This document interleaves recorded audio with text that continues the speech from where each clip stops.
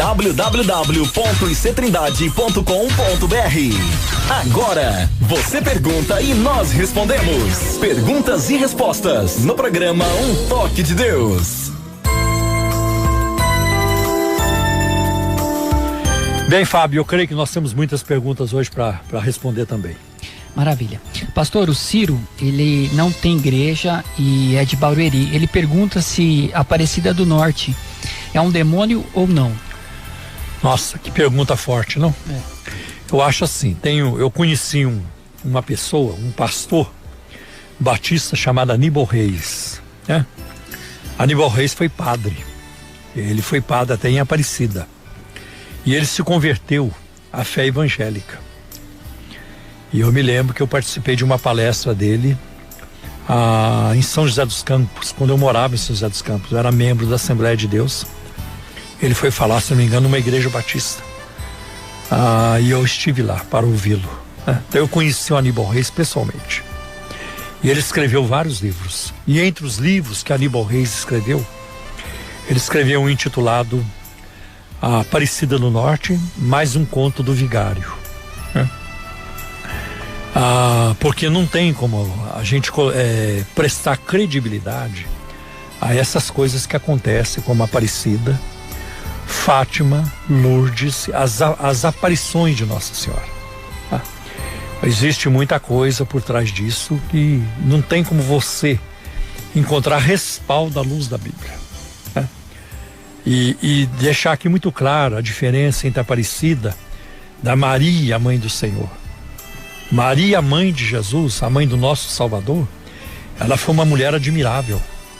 A Maria foi uma mulher extraordinária. Ela é um exemplo de fé para nós. Ela, no meu entender, e eu creio que qualquer um entende isso, ela é a principal mulher da Bíblia. Nunca teve uma mulher na Bíblia como Maria. A Eva foi muito importante, que foi dela que começou. A Eva teve também uma relação com Deus admirável. Mas Maria carregou o nosso Salvador, nosso Senhor, por 9 meses no seu ventre.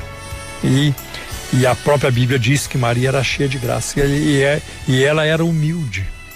Ela era humilde. Tanto que quando o anjo fala com ela, ela diz: eis aqui a serva do Senhor, a escrava do Senhor. E é muito bonito que no Magnificat, quando ela e José vão ao templo para apresentar Jesus, então lá estava Simeão, aquele velhinho, e o relato disso está em Lucas capítulo 2, né? E Lucas escreve que fora revelado a Simeão, fora ali revelado pelo Espírito Santo, que ele não morreria sem antes ver a consolação de Israel. Então é muito bonito quando Simeão, ele também faz a sua declaração, que a igreja chamou de Benedictus, né? Então é muito importante, isso. Agora, Senhor, despede em paz o teu servo, porque os meus olhos viram a tua salvação. E no Magnífica de Maria, por que chama Magnífica? Porque ela começa assim: a minha alma magnifica o Senhor, né? E se alegra em Deus, meu Salvador. Então Maria precisou de salvação. Ao contrário do que a teologia católica afirma, Maria, ela reconheceu a necessidade de um Salvador. Então não é que a Maria nasceu concebida sem pecado, não existe isso. Quando Romanos capítulo 3, versículo 23 diz: porque todos pecaram e todos foram destituídos da glória de Deus, precisam da salvação, Maria está incluída aí. E ela nunca teve problema em aceitar isso. Aliás, Maria, ela reconheceu até que ela precisava ficar mais cheia ainda do Espírito Santo. Porque em Atos, no livro de Atos, capítulo 1, ela foi para o cenáculo. Verdade. Ela se juntou aos discípulos. Ela e mais alguns filhos dela. Os irmãos de Jesus também foram. E aí Maria não chegou lá no cenáculo, não mandou um recado para eles dizendo: eu não vou orar com vocês, vocês são todos pés de chinelo, vocês são fajutos. Eu sou a mãe de Deus, a mãe do Senhor. Eu sou cheia de graça, o que eu vou fazer no meio dessa turma? Não, ela foi. Porque ela reconheceu que ela precisava também de receber o Espírito Santo como em Pentecostes. Então Maria foi pentecostal. Maria, então, naquela ocasião, pastor, ela foi cultuar, ela não foi ser cultuada, né? Não, ela foi buscar a Deus. Ninguém lá estava orando a Maria, rezando para Maria, pedindo para Maria interceder, não, ali não. E é um grave erro do catolicismo romano quando coloca Maria como mediadora entre Deus e os homens. Isso é um erro gravíssimo, porque o apóstolo Paulo foi muito claro quando escreve a Timóteo, 1 Timóteo 2,5, há um só mediador entre Deus e os homens, Jesus Cristo, o homem. E aí, João 14,6. Então, se você apresenta Maria como mediadora, então como é que fica João 14,6? Eu sou o caminho, a verdade e a vida, ninguém vem ao Pai a não ser por mim. Jesus fechou a porta para qualquer outra pessoa. Então eu quero aqui dizer o seguinte, que a Maria da Bíblia não é essa que anda cultuando para aí hoje, é outra pessoa que morreu, que não foi assunto ao céu, não tem isso na Bíblia, não tem como defender a luz da Bíblia, que Maria subiu ao céu como Jesus subiu, não existe isso.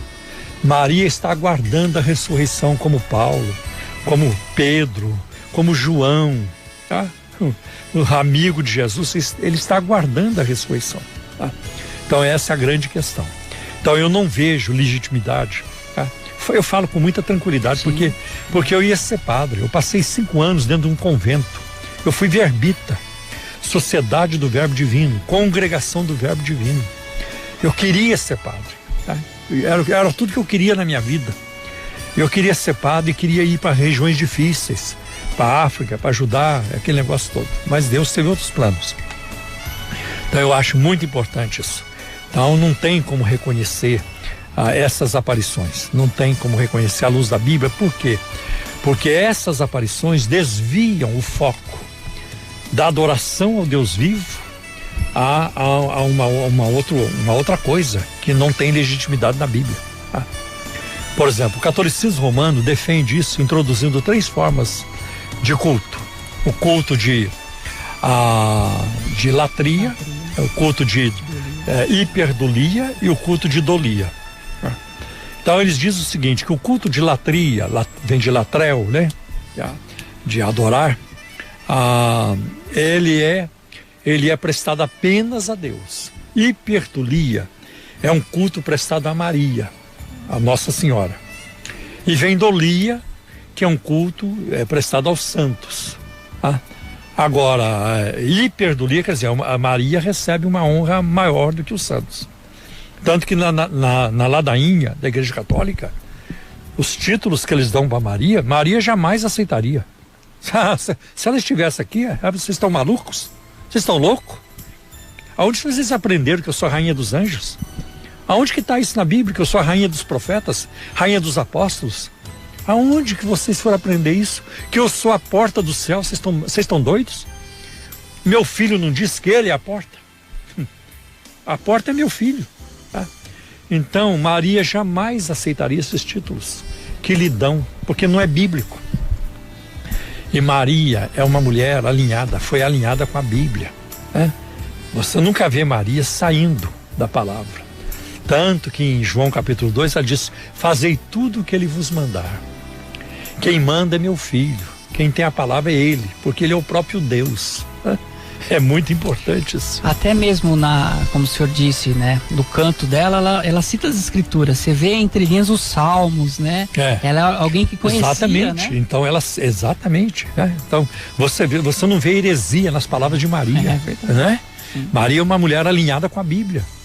Como é que ela vai aceitar essas coisas hoje? Como é que ela aceitaria essas coisas hoje que não tem respaldo na Bíblia? Isso é religião popular, oficiosa. Isso é catolicismo popular. Não tem na Bíblia. Tem como defender isso, né? Então é muito importante. É interessante que quando os reis magos foram visitar Jesus, estava lá Maria, Jesus e José. E a Bíblia diz que quando os magos chegaram, os reis do Oriente chegaram, eles adoraram um menino. E não adoraram Maria. Eles adoraram um menino, eles sabiam a diferença. E aquele momento era um momento que, por causa da maternidade, poderia ser muito sugestivo para uma mariolatria, né? Porque ela estava lá com o garoto, com o bebê nos braços, com o menino nos braços. Olha aí a mãe do Salvador e tudo isso. Mas eles não adoraram Maria e nem a José. Eles adoraram o menino. E é muito interessante quando aparece Jesus e Maria nos evangelhos, que o nome Jesus sempre vem antes de Maria. Tá? O menino e sua mãe. O menino nunca é sua mãe e o menino. É sempre o menino e sua mãe. O menino e sua mãe. O nome de Jesus vem sempre antes. Por quê? Porque Cristo deve ter a preeminência em tudo. Né? Ele não tem nome acima do nome de Jesus. Isso é muito claro em Filipenses capítulo 2, quando diz que Deus lhe deu um nome, né, que está acima de qualquer outro nome. Para que ao nome de Jesus se dobre todo o joelho que está no céu, na terra e debaixo da terra, e que toda língua confesse que Jesus é o Senhor. Então a gente não encontra senhora. A gente não encontra senhora. O que nós vamos encontrar de cultos femininos na Bíblia são condenados. Você vai ver no livro de Jeremias, a rainha dos céus. Tem um momento que o povo chega para Jeremias e fala para ele: quanto aquilo que você nos falou, para não idolatrar a rainha dos céus, nós não te ouviremos, nós vamos fazer. Mesmo o profeta ali orientando, apelando ao povo, o povo diz: não, nós vamos fazer. E eu vejo gente assim hoje. O que eu citei aqui hoje? Eu citei a Bíblia. E tem pessoas que estão nos ouvindo e vão dizer: não interessa, eu vou continuar fazendo a minha fé do mesmo jeito. Eu também já tive essa atitude. Porque eu me lembro, quando eu me converti na Assembleia de Deus, eu fui um mariólatra. Eu fui muito grudado em Nossa Senhora. Eu era um devoto ferrenho, né? Assim, além da medida, a minha devoção por Nossa Senhora. E eu aceitei Jesus na Assembleia de Deus, e eu estava disposto a continuar adorando Nossa Senhora escondido do pastor. E eu continuei fazendo. Então eu aceitei Jesus, eu estava alegre, eu sei que eu estava alegre, mas eu não sabia cantar os hinos da igreja, os corinhos, os hinos da igreja, eu cantava hino de Nossa Senhora. Né? E eu falei assim: o pastor não tem que saber, porque eu não vou deixar minha mãe querida. Aí um dia Deus me confrontou. Eu fui confrontado. Né? E aquilo saiu da minha vida de uma vez por todas, né? Graças a Deus. Então hoje eu tenho uma visão bíblica. É isso que nós temos que ter. O que nós temos que pensar de Cristo? Biblicamente. O que nós temos que pensar a respeito de Deus? Pensar à luz da Bíblia. É a Bíblia que dá o toque, que orienta e que decide. Por exemplo, não adianta vir falar aqui sobre aborto, prós e contras e tudo isso. Não preciso entrar nessa discussão. Eu uso a Bíblia. Eu uso a Bíblia. Ou falar sobre homossexualidade ou casamento gay. Eu não preciso entrar em outros meandros a não ser o da palavra de Deus. Da palavra de Deus. Agora, a gente sabe também que existe no mundo hoje uma orquestração, né? Um espírito de rebelião contra a palavra. Né? A grande mídia, ela não suporta a palavra de Deus. Né? Não suporta. Então a gente vê isso acontecendo. Então essa é a nossa posição em relação a esses centros de culto, né? A Maria, em tudo quanto é lugar, algo que ela, com certeza, se estivesse viva aqui vendo tudo isso, jamais ela aceitaria. O pastor, o que eu vejo também sobre essa questão da mariolatria é um apelo emocional sobre a parte materna do ser humano, né? A necessidade. Então, assim, o homem, ele tem essa ligação com a mãe.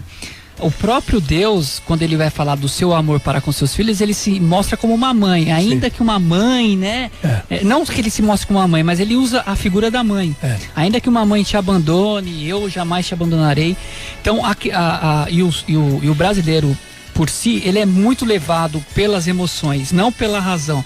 Então, a questão da mãe está muito ligada. Então, pessoas que perderam a mãe e tinham uma identificação, eles suprem essa carência emocional, né? Buscando essa questão do culto, cultuá-la, né? Interessante. Existe até movimentos em torno disso aí, né? O rosto materno de Deus, tem um livro com esse nome, né? O movimento feminista, por exemplo, quer tirar a masculinidade de Deus e transformá-lo numa mulher, né? É difícil isso. A Bíblia não apresenta Deus como uma mulher. Sim. A Bíblia o apresenta no gênero masculino, né? É assim que a Bíblia apresenta Deus. Agora, mesmo eu estava lendo o livro do George Multman há pouco tempo, o teólogo da esperança, se não me engano, no seu livro Espírito e Vida, tem um momento que ele diz que quem deveria fazer parte da Trindade é Maria. Porque aí a família estaria perfeita, o pai, o filho e a mãe. Né? Então a proposta é de tirar o Espírito Santo da Trindade e colocar Maria, né? Acho que Paulo Coelho também já fez essa colocação. Né? Nossa, tem muito quadros, né, pastor? Pintado lá Maria, Jesus, bebezinho. Exatamente. Jesus, Maria e José. Jesus, Maria e José. Então, nesse sentido. O senhor falou assim que o senhor ia ser padre, né, pastor? E como o senhor conheceu o evangelho? Ixi, aí é uma história longa, né? Eu fui evangelizado dentro da Embraer por um rapaz chamado Luiz Cláudio. E na época eu tinha o quê? Uns 19 anos. O Cláudio estava com 23, ele já era casado, recém-casado. Tinha um filhinho já, o Wagner, que hoje é pastor, né? Então ele me evangelizou. Mas uma coisa fundamental que o senhor falou que o senhor começou a ler a Bíblia, né? Eu comecei, por quê? Porque a minha irmã Terezinha, ela deixou uma mala comigo em São José dos Campos, no meu quarto de pensão. E eu abri a mala, o que tinha dentro da mala? Uma Bíblia católica. E eu não dei a mínima para a Bíblia, porque eu não estava afim de ler Bíblia. Eu queria bagunçar naquela época, né? Aí, quando o Cláudio começou a falar do evangelho para mim na fábrica, eu comecei a contestá-lo, né? E tratá-lo muito mal, ridicularizá-lo. Tratei com zombaria. Aí ele falava umas coisas, eu falava assim, isso não está na Bíblia, não. Eu estudei 5 anos no colégio de padre, em seminário. Eu nunca vi isso. Ele perguntava, você tem Bíblia? Tem uma Bíblia católica lá no meu quarto, dá uma olhada. E eu comecei a olhar aquela Bíblia católica. E a minha reação foi, caramba, o Cláudio, ele é protestante, ele é evangélico. E essa Bíblia é católica, mas o que ele está falando está aqui na Bíblia. Então não foi nem uma Bíblia evangélica, foi a Bíblia católica mesmo, eu tenho ela até hoje. Há pouco tempo a minha irmã me deu essa Bíblia, eu pedi para ela, escuta, essa é a Bíblia da minha conversão. Então ela me deu a Bíblia, está bem guardada hoje, uma Bíblia católica. Aí chegou e ele ia falando, eu chegava em casa, olhava. Chegou um tempo que eu não conseguia mais dormir sem ler a Bíblia. E eu na perdição, nos vícios. E aí eu comecei a ler o Evangelho de João. E aquilo me prendeu. E eu lia muito, capítulo 13 ao 17. Capítulo 13 ao 17. Meu Deus, aquele homem me prendeu. Jesus me prendeu. Eu me encontrei com Cristo. Então não foi a Assembleia de Deus, foi Jesus. Deus escolheu lá, naquele momento. Mas foi Jesus. É interessante também que assim, eu também vim do lado católico, né? Eu também, Jesus. E sempre que eu falava assim, nasci católico, vou morrer católico, né? Essa acho que todo mundo tem esse costume de falar. Mas foi através de um convite, a pessoa fala, vai lá convidar, e a palavra que transforma, né? Ouvindo a palavra que Deus toca no coração, né? E saber que Deus ama todos, né? Então não tem é conhecer a palavra que é a verdade que liberta, né? 3871-4998. Programa Um Toque de Deus. Um Toque de Deus.